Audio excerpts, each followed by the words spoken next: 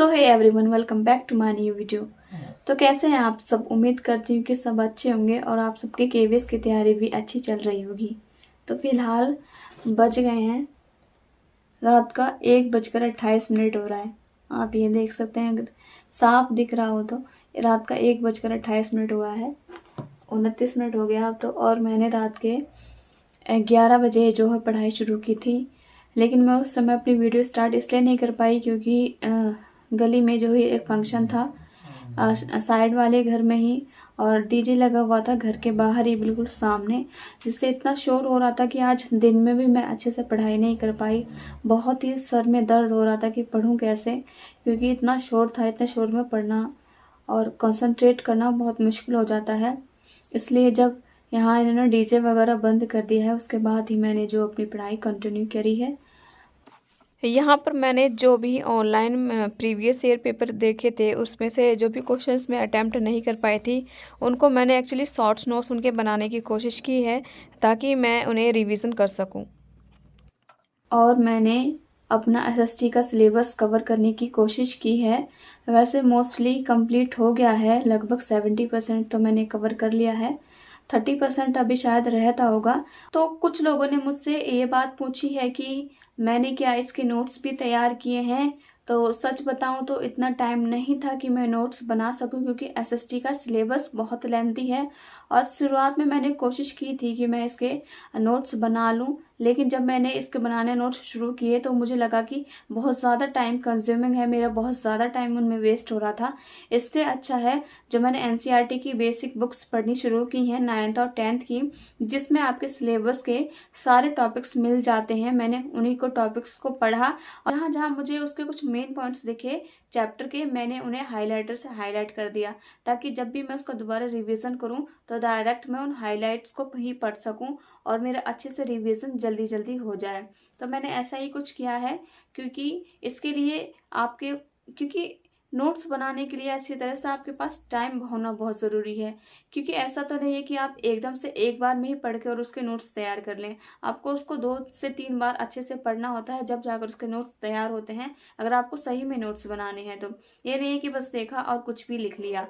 और सबसे ज़रूरी कि प्रीवियस ईयर पेपर्स भी आपको देखने होते हैं और उसी के अकॉर्डिंग नोट्स तैयार किए जाते हैं। इसलिए मैंने नोट्स तो इतने अच्छे से नहीं बनाए हैं, हाँ थोड़े बहुत ज़रूर बनाए हैं। जहाँ मुझे लगा कि ये चीज़ें मुझे याद नहीं रहेंगी, वो चीज़ें मैंने अपने इस रजिस्टर में लिख ली हैं। लेकिन उसकी राइटिंग इतनी साफ़ नहीं है कि मैं किसी को भी उन्हें दिखा सकूं, और ज़्यादा कुछ मैंने लिखा भी नहीं है। हाँ, बस जहाँ चीज़ें मुझे समझ में नहीं आई हैं वहाँ बस मैंने उनको थोड़ा बहुत लिख लिया है। और आज मैंने सोचा कि आज अपनी हिंदी को पूरा कवर कर लेते हैं, क्योंकि हिंदी हमने कई बार पढ़ी भी हुई है। इससे पहले मैंने रीट का एग्ज़ाम भी दिया है, वहाँ पर भी मैंने हिंदी अच्छे से पढ़ी है।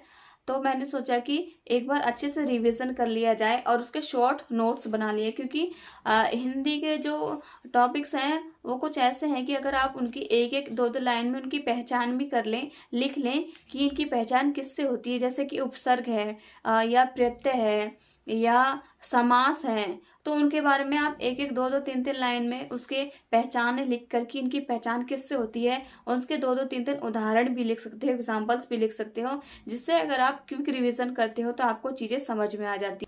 तो मैंने हिंदी का जो है सिलेबस यहाँ से शुरू किया है। इसके लिए मेरे पास ये एक बुक है जो मैंने जब मैंने फर्स्ट टाइम दिया था फर्स्ट टाइम जो हुआ था 2021 में, पहली बार रीट का एग्ज़ाम दिया था अपना बीएड क्लियर करने के बाद। तो उस टाइम पे मेरे जो है इसमें 125+ मार्क्स आए थे, बट क्योंकि वो एग्ज़ाम जो है कैंसिल हो गया था तो उसके कुछ भी इतने मायने नहीं रहे। लेकिन मैंने इसमें मेहनत बहुत की थी, सारी बुक्स को मैंने परचेज़ किया था और इसके मैंने कुछ नोट्स भी बनाए थे जिनको मैंने अभी देखा है। और ये बुक्स जो है काफ़ी अच्छी है, इसमें काफ़ी अच्छी तरह से पूरा एक्सप्लेन किया है। जैसा कि ये चैप्टर है वाक्य रचना, वाक्य के अंग एवं वाक्य के प्रकार। ये देखिए इन्होंने इसमें कितने अच्छे से इसको एक्सप्लेन किया है। टॉपिक ज़्यादा लेंथी भी नहीं है, बहुत शॉर्ट तरीके से, लेकिन काफ़ी अच्छे तरीके से उन्होंने समझाया है। जैसे कि मैंने क्वेश्चन देखे थे संयुक्त और मिश्र वाक्य में से, मैंने मॉडल टेस्ट पेपर में कई तरह के क्वेश्चन देखे हैं। हर मॉडल पेपर में इसमें संयुक्त वाक्य या मिश्र वाक्य या वाक्य के चैप्टर में से क्वेश्चन आपको 1 या 2 ज़रूर मिल जाते हैं कि वाक्य किस तरीके के वाक्य हैं। और मुझे ये बुक इसलिए भी अच्छी लगी क्योंकि मैंने 1-2 मॉक टेस्ट दिए हैं और उसके ज़्यादातर क्वेश्चन मुझे इस बुक में ही मिल गए, क्योंकि हिंदी काफ़ी टाइम से पढ़ी नहीं थी। रीट के बाद से लगभग मैंने हिंदी पढ़ी ही नहीं थी, तो इतनी चीज़ें याद नहीं थी और मैंने डायरेक्ट मॉक टेस्ट देने की कोशिश की बिगर हिंदी को पढ़े। तो मैंने देखा कि मुझसे नहीं हो पाए इतने अच्छे से हिंदी के क्वेश्चंस, कुछ तो कर लिए थे और कुछ नहीं हो पाए। तो वही टॉपिक मैंने इस बुक में देखे हैं, तो सेम के सेम वैसे ही क्वेश्चन मुझे इस बुक में भी मिल गए। तो तब से मैंने सोचा कि जो भी सिलेबस है, जैसे कि इम्पोर्टेंट टॉपिक है समास, उपसर्ग, प्रत्यय, वाक्य और शुद्ध वाक्य वगैरह हैं और पर्यायवाची शब्द हैं, तो मैंने सोचा कि इसमें से देख लेती हूँ और हो सकता है कि इनमें से ही आ जाए क्वेश्चन, तो बहुत अच्छा हो जाएगा मेरे लिए भी। और बात रही मॉक टेस्ट की, तो फिलहाल तो मैंने कोई पेड मॉक टेस्ट नहीं लिया है। मैंने अध्ययन मंत्र का जो टेलीग्राम चैनल है, अध्ययन मंत्र नाम से ही, उसके टेलीग्राम पर जाकर मैंने ये कुछ जो है इनके मॉडल पेपर ये देखे थे और इनको अटेम्प्ट करने की मैंने कोशिश की, जिसमें मुझे ज़्यादातर क्वेश्चन, अगर मैं कहूँ तो प्रीवियस ईयर के क्वेश्चन इसमें मुझे ज़्यादातर मिले हैं और जो भी हिंदी के क्वेश्चन हैं इसमें वो मुझे इस बुक में मिल गए हैं। जो भी इन्होंने हिंदी के क्वेश्चन इसमें पूछे हैं सारे मुझे इस बुक में मिल गए हैं और अच्छे लेवल के क्वेश्चन हैं। अभी तो मैंने इसमें से 2 या 3 मॉडल टेस्ट पेपर ही सॉल्व किए हैं, जो कि पेपर फर्स्ट यानी कि पार्ट फर्स्ट जो है हमारे एग्ज़ाम का, जिसमें पेडागोजी, हिंदी, इंग्लिश, कंप्यूटर और करंट अफेयर्स वगैरह हैं। बात रही मेरे सब्जेक्ट से रिलेटेड मॉक टेस्ट की, तो उसके लिए मैंने एक टेक्स्ट बुक नाम से ऐप आया है, उसे प्ले स्टोर से इंस्टॉल करके फिर उसका पेड मॉक टेस्ट मैंने परचेज़ किया है, जो मुझे 269 में पड़ा है और 1 महीने का पास उसमें मिलता है आपको। 1 महीने तक आप उसमें मॉक टेस्ट दे सकते हैं। तो अभी तक मैंने कोई भी उसका टेस्ट अटेम्प्ट नहीं किया है। वैसे भी ज़्यादातर मैंने देखा है कि मॉडल टेस्ट पेपर या मॉक टेस्ट जो फ्री वाले मैंने 1-2 देखे हैं, उनमें ज़्यादातर प्रीवियस ईयर क्वेश्चन ही पूछे जाते हैं और कुछ क्वेश्चन वो अपनी तरफ से भी मिला के देते हैं। फिर भी मॉक टेस्ट देना तो ज़रूरी है ताकि आपको पता चल सके कि आपकी तैयारी कितनी है, आप कितने पानी में हैं। तो चलिए फटाफट से इसका सिलेबस कंप्लीट करने की मैं कोशिश करती हूँ। जितना हो सकता है आज उतना करने की कोशिश करते हैं। और उसके बाद मुझे जो है ये पेडागोजी भी मुझे अभी कंप्लीट करनी है। मेरा पेडागोजी का सिलेबस अभी कंप्लीट नहीं हुआ है, देखते हैं कब तक कंप्लीट होता है। जल्दी से जल्दी कंप्लीट करने की कोशिश कर रही हूँ।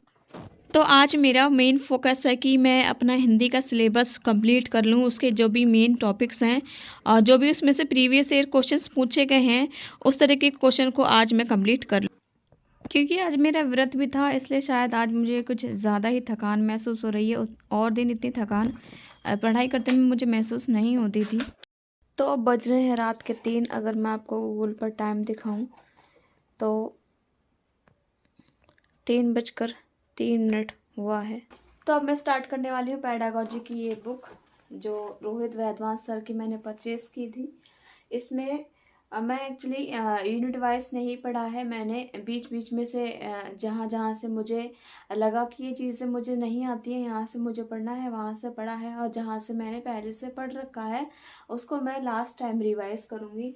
तो अब मैं ये पढ़ने वाली हूँ यहाँ से जो संरचनावाद, प्रकार्यवाद, व्यवहारवाद, प्रयोजनवाद और क्षेत्र सिद्धांत वाला जो चैप्टर है, जो इसमें चैप्टर फर्स्ट में ही जो ये सारी चीज़ें दी हैं इनकी बुक में, मैं ये पढ़ने वाली हूँ।